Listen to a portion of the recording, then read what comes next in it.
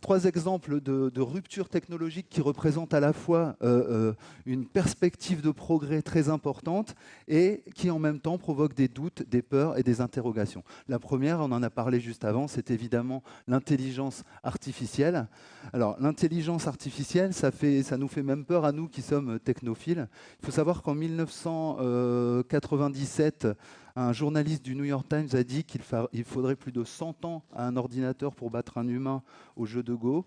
En fait, c'est arrivé 9 ans plus tard. Donc ça va vite, très très vite. Mais il ne faut pas oublier que tout comme les progrès industriels ont permis de libérer les hommes des tâches physiques répétitives, l'intelligence artificielle est là pour libérer les hommes des tâches mentales répétitives. Alors oui, les robots vont de plus en plus remplacer les hommes dans le monde professionnel. Et oui, cela va détruire des centaines de milliers d'emplois. Alors dit comme ça, c'est pas très réjouissant, mais l'histoire montre que la technologie, depuis toujours, détruit des emplois. Et l'histoire montre que depuis toujours, la technologie crée de nouveaux emplois. Et c'est toujours plus simple de pointer les emplois qui vont disparaître que les emplois qui vont être créés, tout simplement parce qu'on ne les connaît pas encore. Par exemple, aujourd'hui, nous avons dans le monde des centaines de milliers de développeurs d'applications mobiles. Alors, évidemment, les meilleurs d'entre eux sont chez Teammate, mais ils sont quand même des centaines de milliers. Donc les gars, attention, il y a de la concurrence. Aujourd'hui, nous avons des social media managers. Aujourd'hui, nous avons de plus en plus d'opérateurs de drones. Aujourd'hui, nous avons des chauffeurs de Uber. Tout un ensemble de métiers dont on ne pouvait pas du tout imaginer l'émergence il y a 10 ans. Donc, oui, l'intelligence artificielle est un progrès qu'il faut mieux expliquer, qu'il faut contrôler pour qu'elle soit vraiment au service de l'humanité et de l'environnement. Autre exemple que je voudrais prendre avec vous de rupture technologique à enjeu, vous en avez tous entendu parler, ce sont les blockchains. Alors, les blockchains, là, c'est plutôt le nom qui fait peur et le fait qu'en fait, on n'y comprenne pas grand-chose, hein. Si vous demandez aux gens de quoi ils ont besoin pour rendre leur vie meilleure, il y a peu de chances qu'ils vous répondent un réseau décentralisé de nœuds d'information reliés avec des protocoles hypertextes. Et pourtant, la blockchain est effectivement en train de révolutionner les transactions en permettant, par exemple, de créer des modèles de contrats intelligents sur des bases de données qui sont protégées de la corruption et de la censure. Donc, moins de corruption et moins de censure grâce à la technologie, voilà qui devrait faire moins peur et qui devrait être plus expliqué, plus exploité, et pas seulement dans le monde de la finance et de la crypto-monnaie. Alors, on pourrait parler de la réalité virtuelle, on pourrait parler du développement des énergies renouvelables, on pourrait parler de la médecine robotisée, on pourrait parler de la nouvelle ère de la conquête spatiale qui s'ouvre. Encore une fois, au Web Summit, on a vu des dizaines de startups qui travaillent sur la conquête spatiale. C'était un peu le sujet à la mode des startups là-bas. Mais nous sommes quand même à la journée de la mobilité connectée, donc je vais revenir au sujet et rebondir sur le discours, sur la prise de parole de Anne tout à l'heure. Le dernier exemple que je vais aborder avec vous, c'est évidemment la voiture autonome. Je me souviens que l'année dernière, à cette même conférence, on en parlait comme quelque chose d'encore assez conceptuel, voire futuriste. Je me retransforme en robot. Or, effectivement, cette année, PSA a réalisé plus de 60 000 kilomètres d'essais de véhicules autonomes en conditions réelles sur nos infrastructures routières. Aujourd'hui, les véhicules autonomes, avec le niveau d'autonomie dont vous parliez tout à l'heure, sont plus sûrs que les véhicules conduits par des personnes dans la majorité des conditions de circulation. Alors, pourquoi c'est important ? Parce que il y a dans le monde 1,25 million de morts par an sur les routes à cause des accidents de la circulation. Que la moitié de ces morts sont des piétons, des cyclistes ou des motocyclistes qui sont heurtés par des véhicules. Les accidents de la circulation sont la cause principale de mortalité chez les 15-29 ans. Donc, les véhicules autonomes vont effectivement révolutionner le XXIe siècle autant que la voiture elle-même a révolutionné le XXe siècle. Dans la plupart des villes, il ne faut pas oublier que 30% de la surface utile en moyenne est utilisée pour faire des parkings. Et que nos voitures, que nous avons tous, parce qu'on est encore dans la notion de propriété, passent 95% de leur temps garés sur ces parkings. Donc la voiture autonome, demain, sera, même si c'est un horizon plus ou moins lointain, un service en utilisation continue. Je crois que Anne appelait ça l'autodrive, c'est ça le... Pardon bah, quand elle conduit vraiment. Le driverless, voilà. Donc ça sera un service en utilisation continue que l'on commandera via des applications, ce qui évidemment va réduire considérablement le besoin en stationnement. Et comme elles vont communiquer entre elles et communiquer avec le périmètre extérieur, l'objectif c'est de réduire, voire d'annuler complètement les accidents de la circulation et les embouteillages. Et ça c'est plutôt une bonne nouvelle. Alors, effectivement, alors beaucoup nous disent, quand on parle du sujet, et le plaisir de conduire dans tout ça. D'ailleurs, chez PSA, ils se disent que, bon, ok, quand on sera sur les petites routes de Corrèze, on pourra effectivement reprendre le volant pour prendre du plaisir. Parce que oui, effectivement, demain, conduire sera un plaisir, un loisir, et se déplacer va devenir un service. Un service. Parce que n'oublions pas que la mobilité, au final, c'est toujours se déplacer d'un point A à un point B. Que l'on soit seul ou à plusieurs, avec un seul ou plusieurs moyens de transport, pour être au bon endroit, au bon moment. Un peu comme ce soir, vous êtes venu d'un point A à un point B pour être au bon endroit, au bon moment, à cette conférence et à la journée de la mobilité connectée. Et je vous en remercie évidemment beaucoup. Donc la mobilité, c'est finalement une question de contexte.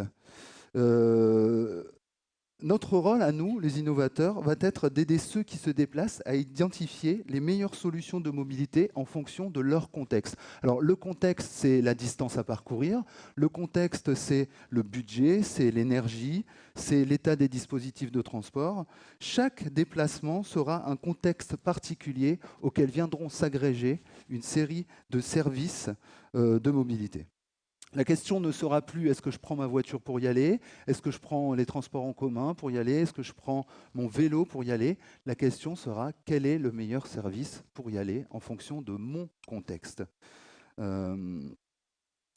Donc, les applications qu'on va développer seront là pour proposer différentes options pour aller d'un point A à un point B en prenant en compte des critères contextuels et des critères personnels. Et c'est là où je veux en venir avec vous pour terminer cette présentation, c'est que nous entrons aujourd'hui dans l'ère de l'intelligence contextuelle. Et prendre en compte le contexte, pour rebondir avec le début de ma présentation, c'est aussi prendre en compte le niveau d'appréhension des personnes face à la technologie. Notre façon d'imaginer des produits, des services, doit maintenant systématiquement intégrer de l'intelligence contextuelle. Alors à la fois parce que ça génère des nouveaux modèles économiques avec des taux de transformation basés sur la personne et son usage et son contexte, à la fois parce qu'avec l'émergence des objets connectés, la quantité de données à stocker, à transformer et à redistribuer va devenir exponentielle, mais aussi pour nous soulager de la masse d'informations qui vient à nous, parce que en la limitant au bon contexte. Parce qu'effectivement, nous sommes aujourd'hui déjà technologiquement hyper sollicités par les appels, par les rappels, par les SMS, par les mails, par les réseaux sociaux, par les publicités, etc., etc., etc. C'est pourquoi, chez Teammate, nous travaillons activement sur des outils d'intelligence contextuelle, c'est-à-dire des solutions qui vont adapter la proposition de valeur au contexte réel des utilisateurs à travers des applications. L'intelligence contextuelle doit permettre de se servir des données des produits, de se servir des données des infrastructures, de se servir des données des utilisateurs eux-mêmes pour créer des solutions sur mesure à l'instant T pour les utilisateurs. Voilà, j'en ai terminé. Je vous remercie de votre attention. Donc, vous savez à qui vous adresser maintenant pour vos projets d'intelligence contextuelle. Au Dr House, mon cabinet est ouvert du lundi au vendredi et mon équipe est là pour vous accueillir. Je suis maintenant disponible pour vos questions. Merci beaucoup. Merci Marc-Antoine. Alors, Hop. première question, vu ce qui s'est passé avec ton micro, est-ce que tu peux nous garantir que tu ne viens pas du futur et que tu ne veux pas tuer Sarah Connor? Je ne suis plus là, je n'existe plus. Je suis déjà dans le futur. Non, j'ai un commentaire qui dit, et je cite, vous êtes bien plus beau que Dr House et surtout plus souriant. Ah, bah c'est gentil. Mon numéro 06. C'est ma femme, elle est dans la salle, je pense que Ah, c'est elle. moi je pariais sur un développeur justement dont tu disais du bien tout à l'heure Ah, qui a envie d'une promotion. d'accord. Bravo pour la journée, c'est aussi un commentaire qu'on a reçu. Euh, Est-ce que Dr House, c'est écrit comme ça, vous pouvez nous citer quelques outils contextuels? Alors, l'intelligence contextuelle, aujourd'hui, je vais vous citer l'exemple dont Jean-François a parlé tout à l'heure, c'est Midas Connect. Donc, nous, on a développé les applications utilisateurs pour Midas Connect.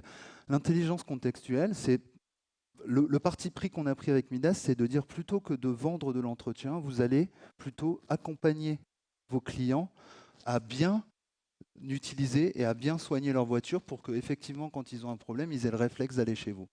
Donc, par exemple, l'intelligence contextuelle, c'est quand la voiture est connectée, si vous parcourez plus de 500 km dans une journée, eh bien, on va vous dire aujourd'hui, tu as beaucoup roulé, viens vérifier gratuitement la pression de tes pneus, tu seras plus en sécurité, ils s'useront moins vite et tu gagneras de l'argent.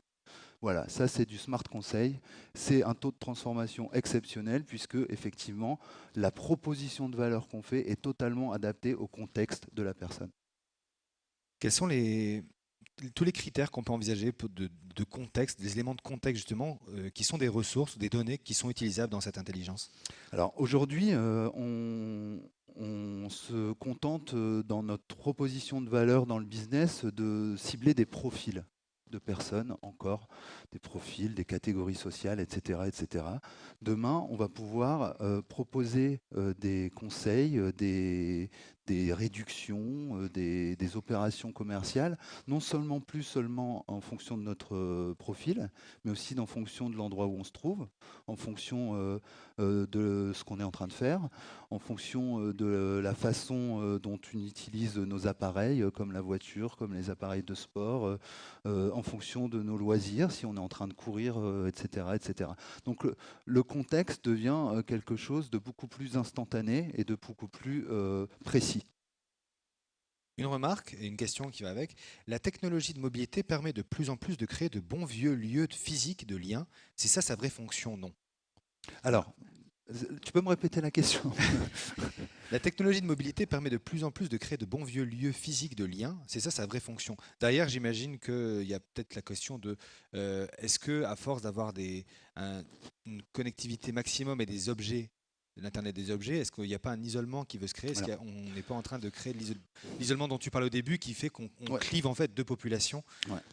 Alors, moi, il ne faut pas confondre le clivage qu'il existe entre ceux qui font l'innovation. On avait lu un article, Antonia m'avait présenté un article ce matin de Carlos Diaz qui disait la frontière entre le Mexique et les États-Unis existe depuis très longtemps, ça s'appelle la Silicon Valley. Voilà, donc c'est un peu cette course technologique qui est très rapide, très forte, et ceux qui finalement, on leur parle de voitures autonomes, d'applications connectées, ça les intéresse pas, ça leur fait même peur. Par contre, moi je pense qu'au contraire, la technologie a cette capacité de rapprocher les gens. Aujourd'hui, quand on parle par exemple de commerce de proximité, sans la technologie, des produits comme la ruche qui dit oui ne pourraient pas exister.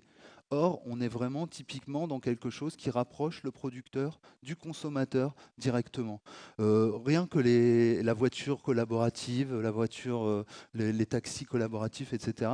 Tout ça, c'est ce qui crée finalement, par la technologie, du rapprochement, du lien social. Donc, effectivement, si on passe son temps sur les réseaux sociaux et qu'il y a ce côté addictif ou sur certains jeux, il peut y avoir une forme d'isolement. Mais je pense que la technologie et l'innovation intelligente rapprochent les gens et non ne les éloignent. Merci beaucoup Marc-Antoine, merci pour cette présentation et pour tes Merci réponses. à tous. Bonne journée.